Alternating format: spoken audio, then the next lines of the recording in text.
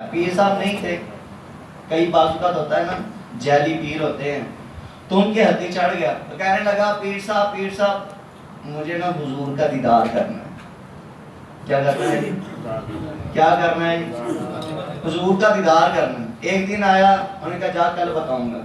اگلے دن آیا, جا کل بتاؤں گا. تیسرے دن آیا تو وہ سمجھ گیا اب اس نے میرا خیرہ چھوڑنا نہیں, اب اس نے میرا پیچھا چھوڑنا نہیں. اس نے کیا کیا, اس کو ٹالنے کے لیے نہ کہا جا کے نا دودھ پیا کر, جا کے دودھ پیا کر, حضور کا دیدار ہو جائے. اب یہ ولی نہیں تھا, یہ بندہ ولی نہیں تھا, اصلی پیر کامل نہیں تھا, بس ایسے ہی اس کو ٹالنے کے لیے اس نے کہہ دیا کہ جا کے دودھ پیا کر حضور کا دیدار ہو جائے گا. اس نے کیا کہا, وہ واہ جی واہ, پیر صاحب کی طرف سے ایک ایسا نسخہ مل گیا کہ اب مجھے حضور کا دیدار ہو جائے گا. اس نے دن رات دودھ پینا شروع کر دیا, صبح دوپہر شام دودھ پیتا رہا. پہلا دن گزرا, دوسرا دن گزرا, تیسری شب جب آئی نا, رات کو سویا تو اس کی قسمت انگڑائی لے کر جاگ اٹھی, حضور نے نواز دیا. حضور خواب میں تشریف لے آئے, حضور نے جلوہ دکھا دیا. اگلے دن بڑا ہی خوش, مرید بڑا خوش, واہ جی واہ, پیر صاحب نے ایسا نسخہ عطا فرمایا کہ میں نے دودھ پیا اور حضور نے نواز دیا, حضور نے اپنا جلوہ دکھا دیا. اب یہ مٹھائی کے ٹوکرے لے کر تو پیر صاحب کی بار, او پیر صاحب کی یہ ہو, پیر صاحب وہ ہو گیا, پیر صاحب آپ نے یہ کر دیا, اس طرح کہنے لگ پڑا. اب پیر بھی بڑا پریشان, ظاہر بات ہے جو دو نمبر پیر ہوتا ہے اس کو کہاں پر اس طرح کا گمان ہوتا ہے, کہاں پر اس طرح کی امید ہوتی ہے کہ میرے بتانے سے یہ دودھ پیے گا تو اس کو حضور کا دیدار ہو. اس کو تو خود کبھی نہیں ہوا ہوتا, تو دوسروں کو کیا کروائے گا. اب وہ بندہ بڑا پریشان, کہنے لگا میں نے تو اس کو ٹالنے کے لیے کہا تھا کہ دودھ پیا کرو, یہ تو واقعی حضور نے اس کو نواز دیا ہے. اس رات کو جب وہ خود سوتا ہے نا تو حضور اس کے خواب میں بھی تشریف لے آتے اور کہتے ہیں اے اللہ کے بندے, اگر کوئی ہماری دیدار کی چاہت رکھ کے دودھ بھی پی لے ہم اس کو پھر بھی نواز دیا کرتے ہیں, ہم اس کو پھر بھی نواز دیا کرتے ہیں. تو دیکھیں میرا محترم سامعین کرام, بس تمنا ہونی چاہیے, آرزو پکی ہونی چاہیے, تمنا پکی ہونی چاہیے. جب ہماری التجام میں, ہماری آرزوؤں میں مضبوطی آ جائے گی نا, استقامت آ جائے گی, تو محبوب کریم ہر روز ہی دیدار عطا فرماتے ہیں. لیکن کیا کریں, ہمارا عشق کا لیول بھی تو ویسا نہیں ہے, ہماری عشق کا انداز بھی تو ویسا نہیں نا. ابو بکر صدیق جیسا کہاں پر ہے, حضرت عمر فاروق اعظم جیسا انداز ہمارا کہاں پر ہے, نہیں ہے ہمارا انداز ایسا. اے کاش کہ ہمیں ایسا انداز نصیب ہو جائے. صحابہ کتنے خوش نصیب تھے, صحابہ وہ صحابہ جن کی ہر صبح عید ہوتی تھی, خدا کا قرب حاصل تھا, نبی کی دید ہوتی. کتنے خوش نصیب تھے وہ صحابہ کرام. اللہ پاک مجھے اور آپ سب کو پیارے آقا صلی اللہ تعالیٰ علیہ وسلم کی ذات پر خوب کثرت کے ساتھ درود و سلام پڑھتے رہنے کی توفیق عطا فرمائے. میرے محترم سامعین کرام, ماہ رمضان مبارک کی برکتیں چھما چھم برس رہی ہیں, اور بڑے ہی خوش نصیب وہ لوگ ہیں جو اس بابرکت مہینے کے اندر اللہ کی رحمتوں کو حاصل کرنے کی کوششوں میں لگے ہوئے ہیں. دن رات مشقت کر کے, تراویح پڑھ کے, پانچوں نمازیں ادا کر کر, ایکسٹرا نوافل ادا کر کر, تہجد پڑھ کر, اشراق چاش اوابین پڑھ کر اللہ تبارک و تعالیٰ کی رحمتیں حاصل کرنے کی کوشش کر رہے ہیں. تو وہیں دوسری طرف کچھ لوگ ایسے ہیں جو بد نصیب ہیں, جن کو پانچوں نمازیں بڑی مشکل سے نصیب ہوتی ہیں. کبھی 3 پڑھ لیتا ہے, کبھی 2 پڑھ لیتا ہے, اور کبھی کبھار کچھ بدبخت ویسے بھی ہیں جن کو ماہ رمضان میں بھی نماز پڑھنے کی توفیق نہیں ملتی ہے. یاد رکھیں, سب سے بڑا بد نصیب بندہ وہ ہے جس کو اللہ تبارک و تعالیٰ عبادت کی لذت سے محروم کر دیتا ہے. عبادت کی توفیق جس بندے سے اللہ چھین لیتا ہے, اس سے بڑا بدبخت کوئی بندہ دنیا میں موجود نہیں ہوتا. حضرت موسیٰ علیہ السلام جب بارش قحط کا دور تھا نا, تو دعا کرنے کے لیے سب کو لے کر گئے, چلو آؤ سارے نا چلتے ہیں, مل کر دعا کرتے ہیں, اللہ ہماری دعا کو قبول فرمائے گا. سب جا کر دعا کرتے ہیں. اب اللہ تبارک و تعالیٰ نے وہی نازل فرمائے, موسیٰ اس مجمع کے اندر ایک ایسا بندہ ہے کہ اس بندے کی وجہ سے میں نے بارش کو نازل ہونے سے روک دیا. اللہ, حضرت موسیٰ علیہ السلام نے اعلان کیا, ہے کوئی وہ بندہ بدبخت اس مجمع کے اندر کہ جس کی وجہ سے اللہ تبارک و تعالیٰ ناراض ہے, اس کو چاہیے کہ وہاں سے نکل جائے, باہر نکل جائے. اس کی وجہ سے اللہ تبارک و تعالیٰ نے بارش سے ہم سب کو محروم کر دیا ہے، اس بد نصیب کو ہمارے مجمع سے نکال دیا جائے۔ اب وہ بندہ تو سمجھ گیا تھا کہ میری بات ہو رہی ہے، میری بات ہو رہی ہے۔ دیکھیں رحمان رب اپنے بندوں سے کتنی محبت فرمانے والا ہے۔ وہ بندہ کہتا ہے مالک و مولا، اگرچہ گناہ گار ہوں، سیاہکار ہوں، پاپی ہوں، بے شمار گناہ کرتا ہوں، یا اللہ تیری بڑی نافرمانی کی، لیکن یا اللہ تجھے تو پتا ہے گناہ گار ہوں، لیکن ان کو نہیں پتا، ان کو نہیں پتا، ان کو نہیں پتا، کسی کو نہیں پتا، سب کے سامنے تو میں بڑا نیک پاکسال ہوں۔ یا اللہ تو میرے عیبوں کو جانتا ہے۔ یا اللہ آج پکی سچی توبہ کرتا ہوں کہ آج کے بعد کبھی بھی گناہ نہیں کروں گا، نافرمانی نہیں کروں گا۔ لیکن ابھی اس نے توبہ کی، وہاں سے بارش برسنا شروع ہو گئی۔ حضرت موسیٰ بڑے پریشان، یا مالک و مولا تو نے فرمایا ایک بندہ ہے مجمع میں، اس کی وجہ سے بارش نازل نہیں ہو رہی، اس کی وجہ سے بارش روک دی گئی ہے، ابھی تو مجمع سے کوئی نکلا ہی نہیں، ابھی تو مجمع سے کوئی نکلا ہی نہیں، تو پھر بارش کس کی وجہ سے؟ اللہ تبارک تعالیٰ نے ارشاد فرمایا اے موسیٰ پہلے جس کی وجہ سے بارش روکی ہوئی تھی اب اسی کی وجہ سے بارش کو نازل بھی کر دیا، اب اسی کی وجہ سے بارش کو نازل بھی کرے۔ کیوں؟ التائب من الذنب کمن لا ذنب لہ، گناہوں سے توبہ کرنے والا ایسا جیسے اس نے گناہ کیا ہی نہیں تھا۔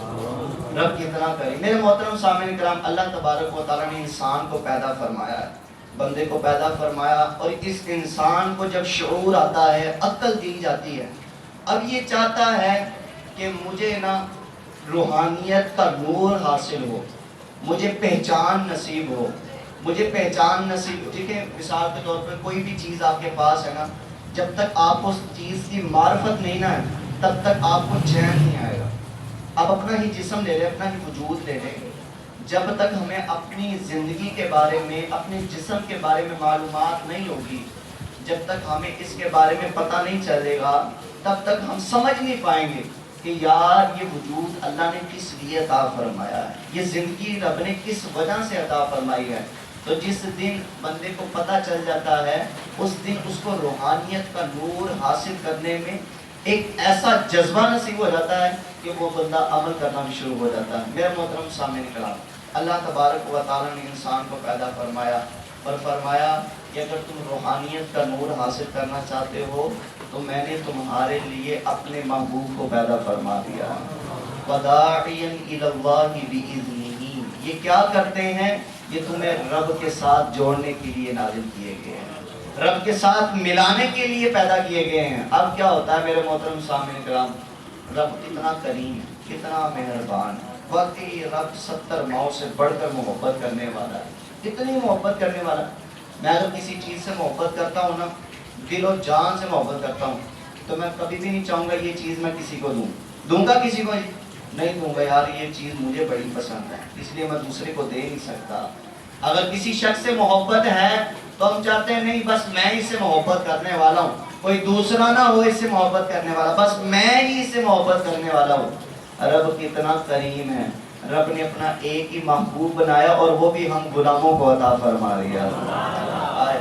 اللہ نے اپنے محبوب کو ہمیں عطا فرما دیا اور فرما دیا کہ یہ رحمت للعالمین ہے۔ یہ کیا کرنے والے ہیں؟ فَدَاعِيًا إِلَى اللَّهِ بِإِذْنِهِ، یہ تمہیں رب کے ساتھ ملانے کے لیے آئے ہیں۔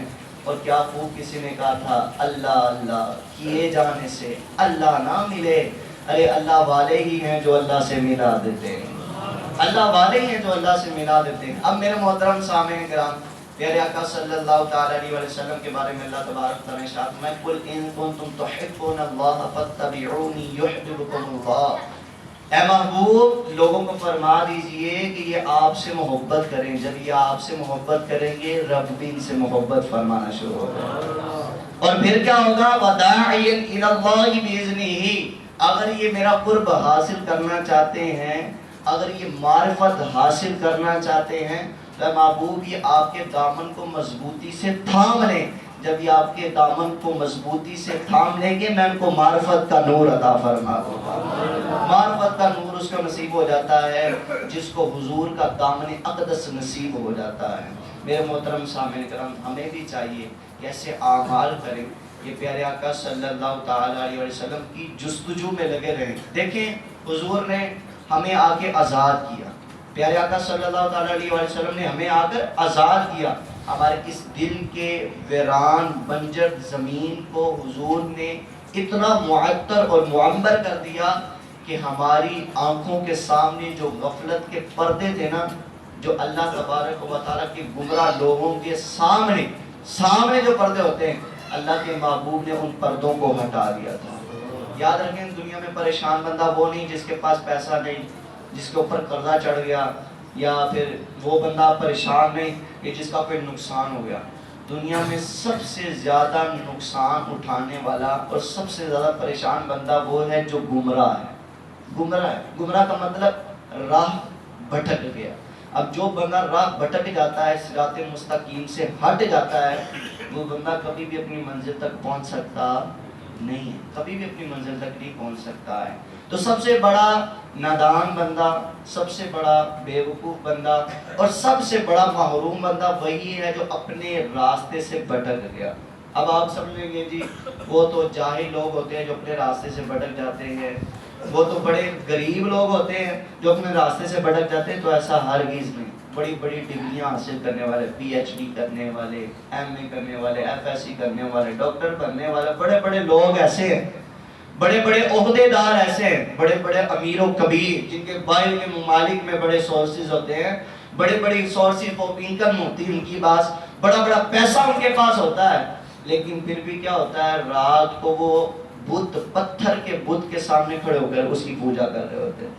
ایسا کر رہے ہوتے ہیں. اور گمراہ نہیں تو اور کیا، یہ گمراہ نہیں تو اور کیا. میں اور آپ بڑے خوش نصیب ہیں کہ اللہ تبارک و تعالیٰ نے ہمیں بن مانگے ہی دین اسلام عطا فرما دیا، بن مانگے عطا فرما دیا، اور پھر محبوب کی امت میں عطا فرمایا ہے. پھر محبوب کا دامن اقدس بھی ہمیں سنبھالنے کی توفیق عطا فرمائی ہے، اور پھر فرما دیا ہے کہ محبوب کے نقشے پر چلتے رہو گے، اللہ تبارک و تعالیٰ تمہیں روحانیت کا مرتبہ عطا فرما دے گا. تو میرے محترم سامعین کرام، ہمیں بھی چاہیے کہ کچھ کوشش کریں. محبوب کے دامن کو تھامنا چاہیے کہ نہیں تھامنا چاہیے؟ تھامنا چاہیے. سب کو پتا ہے کہ یار تھامنا چاہیے. ایک حدیث پاک، یہاں پر جتنے نوجوان آئے ہیں، بزرگ بیٹھے ہیں، اپنی زندگی میں اس حدیث کو ہمیشہ یاد رکھیں. ہم بڑے ذلیل و خوار ہو رہے ہیں، کس وجہ سے؟ کہ ہم نے در بدر جانا شروع کر دیا. کبھی اس کی چوکھٹ پہ جا رہے ہیں، کبھی اس کی چوکھٹ پہ جا رہے ہیں. وہ کسی نے کہا تھا نا، کبھی اس کے در، کبھی اس کے در، کبھی در بدر، غم عاشقی تیرا شکریہ تو نے کہاں کہاں سے گزار دیا. اب انسان جب در بدر کی ٹھوکریں کھانا شروع ہو جاتا ہے نا، تو پھر اس کی زندگی الجھنوں میں آنا شروع ہو جاتی ہے. انسان کو چاہیے ایک ہی در کا رہے، ایک ہی در کا رہے، ایک ہی در کے اوپر پلتا رہے، تو انشاءاللہ الکریم وہ منزل تک پہنچ ہی جاتا ہے.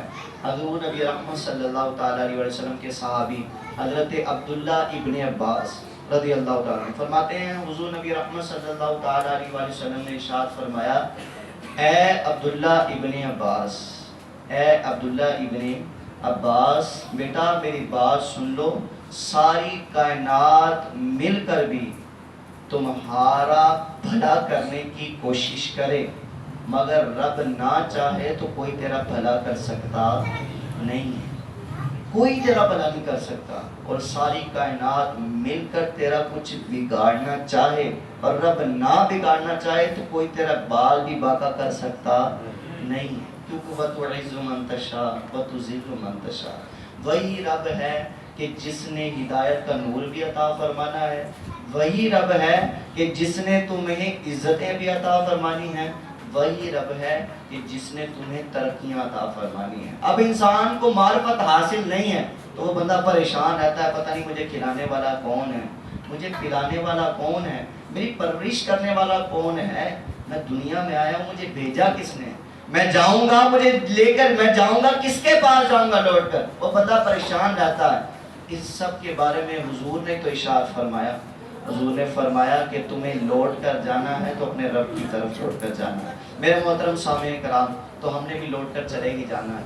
ماہ رمضان آیا اور خوش نصیبوں نے ان سے فائدہ حاصل کیا، اور بڑے ہی خوش نصیب وہ شخص ہیں کہ جنہوں نے اس ماہ رمضان کے اندر، اس ماہ مقدس کے اندر اپنے آپ کو بدلنے کی کوشش کی، اپنے آپ کو سدھارنے کی کوشش کی.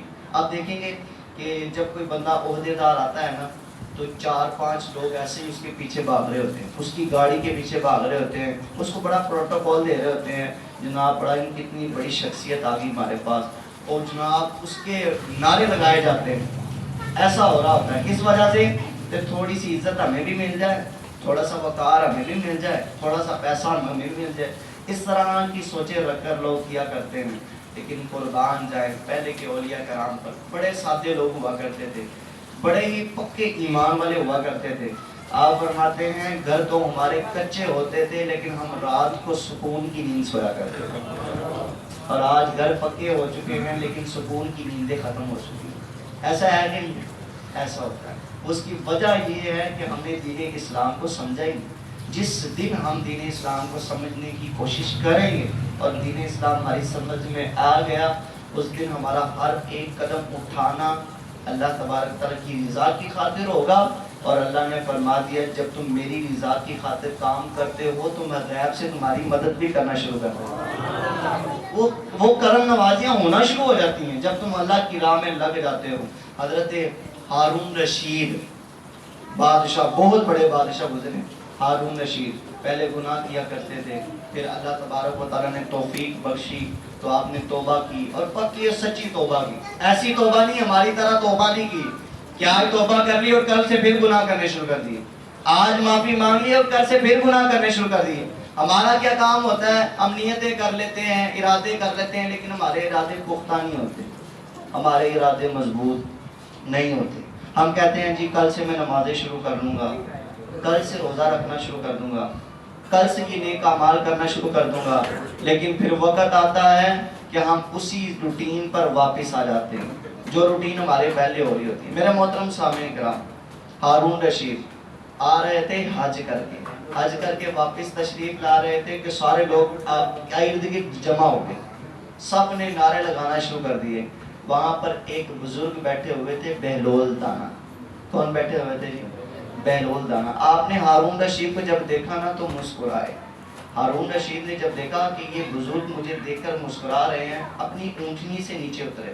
اور آپ کو پتہ ہے بعض اوقات کیا ہوتا ہے، جب کوئی بندہ عہدیدار آتا ہے نا تو 4 لوگ گاڑی کے ارد گرد اکٹھے ہو جائے نا تو اس عہدیدار کی گاڑی بھی سلو چلنا شروع ہو جاتی ہے، سلو چلنا شروع ہو جاتی ہے. کیا پروٹوکول مجھے مل رہا ہے، اب عزت مجھے ملی، ذرا گاڑی کو آہستہ کر دیا جائے، ذرا اپنی سواری کو آرام سے لے کر چلا جائے تاکہ میرے نام کے نعرے جو ہیں اور زیادہ بلند ہو جائیں. اب ہارون رشید نے اپنی اونٹنی کو وہیں پر ٹھہرایا، بہلول دانا کے پاس گئے، کہنے لگے آپ مجھے دیکھ کے مسکرائے ہیں، اس کی وجہ کیا ہے؟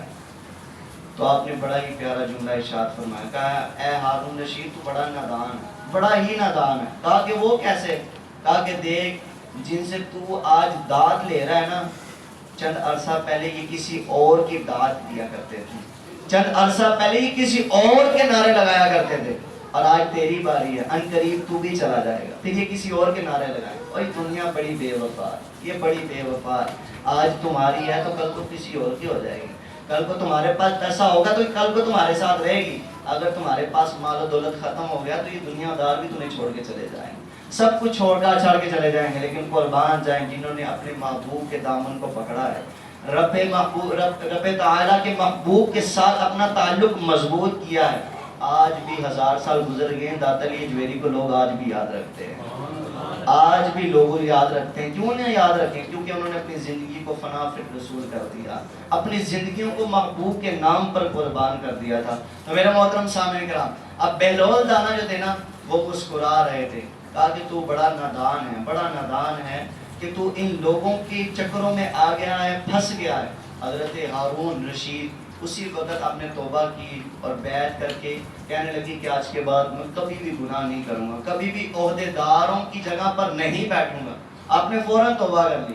پھر کہنے لگے اے بہلول دانا آپ اس طرح کیا کریں، جب کبھی آپ کو کبھی مشکل پیش آئے، مجھے پتہ ہے آپ کے اوپر بڑا قرضہ ہے، اگر قرضہ اتارنا ہو تو مجھے یاد کیجیے گا، میرے پاس بڑا مال و دولت ہے، مجھے آپ نے بڑا نوازا ہوا ہے، میں آپ کے سارے قرضے اتار دوں گا. حضرت بہلول دانا پھر مسکرائے اور کہنے لگے اے ہارون رشید میں نے تجھے پہلے ہی کہا تو بڑا نادان ہے، تو بڑا نادان ہے. ہارون رشید کہنے لگا وہ کیسے؟ کہا کہ بتا تیرا رب کون ہے؟ کہا اللہ. تیرا رب کون ہے؟ اللہ. کیا میرا بھی رب اللہ ہے؟ کہا ہاں. تو آپ کا رب بھی اللہ ہے. تیرا بھی وہی رب ہے، میرا بھی وہی رب ہے۔ اگر رب ہارون رشید کو مال دے سکتا ہے تو بہلول دانا کو نہیں دے سکتا ہے؟ یہ کیسے ممکن ہو سکتا ہے کہ رب ہارون رشید کو عطا کرتا جائے اور بہلول دانا کو بھول جائے؟ یہ نہیں ہو سکتا ہے۔ جو رب تجھے نوازتا ہے نا، وہ رب مجھے بھی کھلا رہا ہے، وہ رب مجھے بھی پلا رہا ہے۔ لیکن میرا محترم سامعین کرام، بات دراصل کچھ یوں ہے، آج ہم رونا ڈالتے ہیں نا جناب، کھانے پینے کے لیے کچھ نہیں ہے، بڑی تنگیاں ہیں، بڑی پریشانیاں ہیں، 2 وقت کی روٹی پوری نہیں ہوتی، یہ غلط بات ہے۔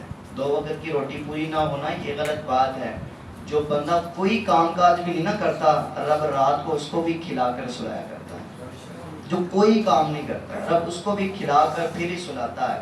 یہ جو ہم چکر ڈال رہے ہیں نا، یہ کوٹھیاں بنانے کے چکروں میں پڑے ہوئے ہیں، یہ بنگلے بڑے بڑے بنانے میں چکروں میں پڑے ہوئے ہیں۔ اس وجہ سے کہتے ہیں بڑی تنگی ہے، بڑی پریشانی۔ وہ ایک خاتون آئی مفتی صاحب کے پاس مسئلہ لے کر، حضرت صاحب دعا کرتے ہیں، بڑی تنگی بڑی پریشانی ہے۔ پہلی دفعہ آئی تو اب مفتی صاحب نے دعا کر دی، اللہ پاک آپ کے لیے آسانیاں پیدا کرے۔ دوسری مرتبہ پھر سے آ گئی، مفتی صاحب نے پھر سے دعا کر دی۔ تیسری دفعہ جب آئی نا تو مفتی صاحب نے پوچھ لیا، اے خاتون، اے اللہ کی بندی، ذرا بتا تو صحیح کیا پریشانی ہے؟ جی گھر کے اخراجات ہی پورے نہیں ہوتے، میرا شوہر نہیں ہے، میں بیوہ ہوں، بچے میرے چھوٹے چھوٹے یتیم ہیں، اب میں خود ہی کمائی کرتی ہوں، خود ہی کام کرتی ہوں۔ اچھا تمہاری مہینے کی سیلری کتنی ہے؟ بس یہی کوئی 1 لاکھ کے قریب ہے، 1 لاکھ روپے کے قریب میں وکالت کرتی ہوں، 1 لاکھ کے قریب میری سیلری ہے، تو میں بس گزر بسر بڑی مشکل سے کرتی ہوں۔ اب مفتی صاحب نے جواب دیا، اے اللہ کی بندی، 1 لاکھ روپے رب تو مجھے ہر مہینے عطا فرماتا ہے، تیرا اس میں بھی گزارا نہیں ہوتا، تو پھر رب کا تو مجھے شکر گزار بندہ بننا چاہیے کہ میرا 20-25 ہزار کا بھی گزارا ہو جاتا ہے۔ رب تو میرا اس میں بھی گزارا کر دیتا ہے۔ اس کی وجہ یہ ہے کہ اللہ تبارک و تعالیٰ کم مال میں بھی برکت نازل فرما دیتا ہے، اور جس مال میں برکت آ جائے نا تو اللہ تبارک و تعالیٰ لاکھوں سے بھی بڑھ کر وہ مال کر دیا کرتا ہے۔ لیکن میرے محترم سامعین کرام، آخری بات تو آپ کی گوش گزار کرنا چاہتا ہوں، بڑی ہی قیمتی بات، یہاں پر سب جمع ہو چکے ہیں، آج کا مقصد بھی یہی تھا کہ آپ کو میں یہ بات عرض کروں۔ وہ کیا بات ہے؟ آج کل ماہ رمضان چل رہا ہے، تو ٹی وی پر آپ دیکھ رہے ہوں گے پروگرام جاری اور ساری ہو گئے ہیں، نئے پروگرام آ رہے ہیں، نئے پروگرام، نئے جو ہے نا وہ پروگرام ٹی وی پر لانچ کیے جا رہے ہیں، اور اس میں کون دین پھیلا رہا ہے؟ جناب ہمیں ساری ٹائم ٹی وی آن کرنا ہے تو یہ فلاں پروگرام دیکھنا ہے، اس میں بیٹھا کون ہوا ہے؟ عورتیں بیٹھی ہوئی ہیں، عورتیں بیٹھی ہوئی ہیں، عورتوں سے ہم دین اسلام سیکھ رہے ہیں، اب عورتیں ہمیں دین اسلام سکھائیں گی۔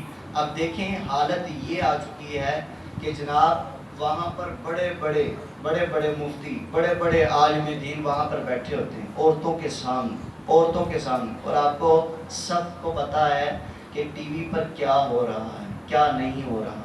اب میں یہ نہیں کہنا چاہتا، آپ کہیں گے جناب آپ کون ہوتے ہیں فتویٰ لگانے والے؟ آپ ایک چھوٹے سے محلے میں رہنے والے، چھوٹی سی مسجد کے امام، چھوٹے سے انسان، اتنے بڑے مفتیان کرام وہاں پر بیٹھے ہوتے ہیں، انہوں نے کبھی فتویٰ نہیں لگایا، تو آپ یہاں بیٹھ کر فتویٰ کیوں لگا رہے ہیں؟ اور بھائی میں فتویٰ نہیں لگاتا، میرے محبوب کریم صلی اللہ تعالیٰ علیہ وسلم نے ارشاد فرمایا کہ کتا مکمل طور پر نجس نہیں ہوتا، گندا نہیں ہوتا، کتے کا تھوک جو ہوتا ہے وہ ناپاک ہوتا ہے، لیکن جو سور ہوتا ہے نا، سور جو ہوتا ہے وہ کل نجس ہے، پورا ہی گندا ہے، اس کا خون بھی گندا، اس کا زبان کا لواب بھی گندا، اس کا جسم بھی گندا، اس کی کھال بھی، اس کے بال بھی گندے ہیں۔ فرمایا کہ کتا پلید مکمل نہیں، پورا گندا کا گندا نہیں، بلکہ سور سارا کا سارا گندا ہے۔ فرمایا اگر سور کی جگہ پر عورت کو لگ دیا جائے، اگر سور کے ساتھ تمہیں ملا دیا جائے تو اتنا گناہ نہیں ملے گا جتنا گناہ تمہیں اس وقت ملتا ہے جب تمہارے جسم کے ساتھ کسی عورت کا جسم مل جاتا ہے۔ اتنا سخت تر گناہ، اتنا گندا بندہ ہو جاتا ہے جب کسی اجنبی عورت کے ساتھ کوئی بندہ ہاتھ ملاتا ہے۔ اور کیا نہیں کر رہے ہوتے آج کل شوہر اپنی بیوی کا تعارف کروا رہا ہوتا ہے، جناب میری وائف سے ملے، یہ میری وائف سے ملے، اور یار تیری عقل کہاں پر چلے گی؟ تو اپنی ماں بہن کا انٹروڈیوس کروا رہا ہے، ان کا تعارف کروا رہا ہے، تمہیں حیا نہیں آتی؟ اس بندے کو دیوس کہا گیا ہے۔ مولانا روم رحمۃ اللہ تعالی علیہ اور حضرت حسن بصری رحمۃ اللہ تعالی، کسی نے پوچھا جناب ذرا یہ بتائیں کہ کیا مرد عورت سے اور عورت مرد سے تعلیم حاصل کر سکتی ہے؟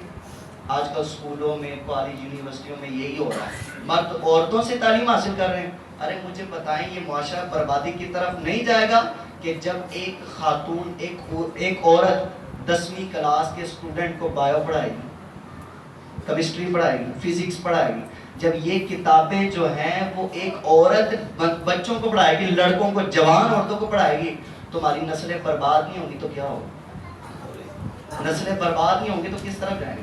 یہاں پر بیٹھے ہوئے ہیں لوگ، ان کو پتا ہے کہ کیا کچھ نہیں ہو رہا، کیا کچھ نہیں ہو رہا۔ فرمایا کہ کیا مرد عورت کو اور عورت مرد کو تعلیم دے سکتی ہے؟ آپ نے فرمایا کہ اگر پڑھنے والی ذات رابعہ بصریہ کی ہو۔ رابعہ بصریہ پتہ کون تھی؟ 50 سال لگاتار مصلی پر گزار دیے، ایک دن بھی بیڈ پر آرام نہیں کیا، ایک دن بھی پلنگ پر آپ نے آرام نہیں کیا تھا، ساری رات عبادت کرتی اور نماز فجر سے کچھ دیر پہلے اسی مصلی پر آرام کرتی، اور جب اذانیں ہوتی نا تو اپنے آپ کو جھنجھوڑتی اور کہتی اے رابعہ بصریہ کب تک تو آرام کرتی رہے گی؟ ابھی زمین پر موقع ہے، کام کر لے کچھ، ہو سکتا ہے تیری زندگی کی یہ آخری رات ہو سکتا ہے تیری زندگی کا یہ آخری دن ہو۔ اب ساری رات سارا دن اسی طرح عبادت میں گزار دیا کرتی، 50 سال گزار دیا آپ نے۔ فرمایا اگر علم حاصل کرنے والی ذات رابعہ بصریہ کی ہو اور سکھانے والی ذات حسن بصری کی ہو، فرمایا حسن بصری وہ ہیں کہ جو مقام اللہ نے فرشتوں میں جبریل کو عطا فرمایا نا، وہی مقام اللہ نے ولیوں میں حسن بصری کو عطا فرمایا۔ سیکھنے والی ذات رابعہ بصریہ کی ہو، سکھانے والی ذات حسن بصری کی ہو، اور جگہ بھی کوئی عام نہ ہو، سب سے افضل جگہ ہو خانہ کعبہ ہو۔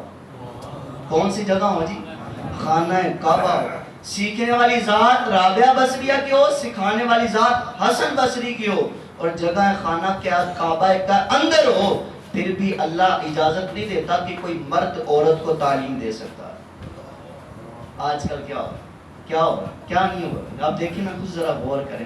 اب میں آپ کو بتانا یہ چاہ رہا ہوں، آپ جب ٹی وی آن کرتے ہیں تو آپ کی سکرین پر وہ جو آپ نے فلاں پروگرام لگایا ہوتا ہے، اس پروگرام کے اندر عورتیں آ رہی ہوتی ہیں، اور جناب عورت کا مطلب کیا ہے؟ ہم نے تو عورت کے مطلب کو ہی جھٹلا دیا۔ عورت کا مطلب ہے چھپانے کی چیز، عورت تو پوری کی پوری چھپانے کی چیز ہے۔ اعلیٰ حضرت نے فتاوی رضویہ کے اندر یہ بھی تحریر فرمایا ہے کہ کوئی مرد اجنبی عورت کی زبان سے میلاد بھی نہیں سن سکتا، اور بھائی نعت بھی نہیں سن سکتے کسی اجنبی عورت کی زبان سے۔ اور آج کل کیا ہوتا چلا جا رہا ہے؟ ہمارا معاشرہ تباہی کی طرف بڑھتا ہی چلا جا رہا ہے، اور ہم اس کو فیشن سمجھ رہے ہیں، ہم اس کو نئی ٹیکنالوجی سمجھ رہے ہیں، اور نیا انداز سمجھ رہے ہیں۔ ہم نے بے حیائی کو اتنا پروموٹ کر دیا کہ آج کوئی بزرگ اٹھ کے کہتا ہے نا اپنی اولاد کو، جوان اولاد کو، بیٹی کو کہتا ہے سر پہ دوپٹہ رکھ لو، تو بیٹی آگے سے باپ کو جھاڑتے ہوئے کہتی ہے ابا جی تانوں نہیں پتا، تہاڈا دور بڑا پرانا ہے، ہمارا نیا ماڈرن دور آ گیا ہے، نیا دور ہمارا آ چکا ہے۔ یہ الفاظ ہوتے ہیں نئے جوان نسلوں کے، یہ انداز ہوتے ہیں۔ یہ اس وجہ سے ہے کہ شکوا ہے زمانے کا، نہ قسمت سے گلا ہے، دیکھے ہیں یہ دن اپنے ہی ہاتھوں کی بدولت، سچ ہے کہ برے کام کا انجام برا ہے۔ جب ہم چھوٹی چھوٹی بچیوں کو نا 5-6 سال کی بچیوں کو پینٹیں شرٹیں ڈلواتے ہیں نا، وہ کوئی نہیں جی ابھی تو بچی ہے، اور بھائی یہ بچی کبھی بڑی نہیں ہو سکتی، بچی ہمیشہ بچے ہی رہتے ہیں، بچے ہمیشہ بچے ہی رہتے ہیں۔ اب مجھے بتایا نا کوئی بچہ اپنے باپ سے بڑا ہو سکتا ہے؟ نہیں ہو سکتا، تو بچے ہی رہتے ہیں۔ اس بچی کو بڑا بنانا ہی تم نے، اس کو تمیز تو تم نے سکھانی تھی، اس کی تربیت تو تم نے کرنی تھی۔ یاد رکھنا کہ قیامت والے دن ایک عورت 4 لوگوں کو اپنے ساتھ جہنم میں لے جائے گی، اپنے باپ کو بھی لے جائے گی، اپنے بھائی کو بھی لے جائے گی، اپنے شوہر کو بھی لے جائے گی، اپنے بیٹے کو بھی لے جائے گی۔ باپ کو اس وجہ سے کہ اس نے اچھی تربیت نہیں کی، بھائی کو اس وجہ سے کہ اس کے سامنے بے پردہ کی جاتی تھی، اور شوہر کو اس وجہ سے کہ اپنے دوستوں کے ساتھ ملواتا تھا، اور بیٹے کو اس وجہ سے کہ یہ کوئی بھی آرزو رکھتا تھا نا تو ماں چاہے لوگوں کے گھر میں جا کے برتن بھی مانجنے پڑتے نا تو تب بھی جا کے اس کی خواہش کو پوری کرتی تھی۔ اس نے یہ کیوں نہیں کہا ماں تو میری خاطر برتن مانجنے کی چلی جاتی ہے، میری خاطر پیسہ کمانے کے لیے چلی جاتی ہے، جا میں تیرے ہاتھ کی روٹی نہیں کھاؤں گا جب تک تو بے حیائی نہیں چھوڑتی۔ یہ کیوں نہیں اس نے کہا؟ تو یہ فرض بنتا ہے، اگر میں باپ ہوں تو میں باپ کی حیثیت سے دیکھوں، اگر میں بھائی ہوں تو بھائی کی حیثیت سے دیکھوں، اگر میں بیٹا ہوں تو بیٹے کی حیثیت سے، اگر شوہر ہوں تو شوہر کی حیثیت سے دیکھوں، لیکن یہ ہمیں دیکھنا پڑے گا۔ تو میرے محترم سامعین کرام، اگر آپ واقعی ہی چاہتے ہیں معاشرے میں تبدیلی لانا، تو پھر کیا کریں؟ اپنے آپ کو بدلنے کی کوشش کریں، اپنے آپ کو سدھارنے کی کوشش کریں۔ ہر بندہ یہ کہتا ہے معاشرے میں ایک گندی مچھلی ہو، تالاب میں ایک گندی مچھلی ہو تو پورے تالاب کو گندا کر دیتی ہو۔ جناب بھائی ذرا یہ بھی تو تصور باندھو کہ تالاب کو گندا کرنے والی مچھلی کہیں میں تو نہیں، میں خود ہی تو نہیں جو تالاب کو گندا کرے جا رہا ہوں، اپنے معاشرے کو بربادی کی طرف لیتا چلا جا رہا ہوں۔ ایسا نہ کریں خدارا۔ اگر آپ نے ٹی وی پروگرام کو کوئی دیکھنا بھی ہے تو میں آپ کو دکھاتا ہوں نا، 100%، 1000%، 1,00,000% اسلامک چینل، دعوت اسلامی کا مدنی چینل ہے۔ اور ویسے بھی میں آپ کو یہی دعوت دوں گا، سحری ہو یا افطار ہو، سارے پروگرام، ساری چینل بند کر دیں۔ اگر آپ نے کوئی چیز کھولنی ہے تو رب کا کلام کھولیں، مصطفیٰ کا فرمان کھولیں، یہ کھولیں نا یار۔ حضور نے کیا ارشاد فرمایا، ہمارے پیارے آقا صلی اللہ علیہ وسلم رمضان میں کیا کیا کرتے تھے، ہم اس کے بارے میں تعلیم حاصل کریں۔ ہم تو ساری رات سو کر گزار دیتے ہیں۔ حضرت عائشہ فرماتی ہیں جب ماہ رمضان آتا تو حضور ساری رات جا کر اللہ کی عبادت کیا کرتے تھے، ہم تو سو کر گزار دیتے۔ ان کی وجہ سے کتنوں نے بخشے جانا، اور آج ہم کیا کر رہے ہیں؟ ہم نے تو پتہ نہیں خود بھی بخشے جانا کہ نہیں بخشے جانا، لیکن پھر بھی رات کو سو جاتے ہیں۔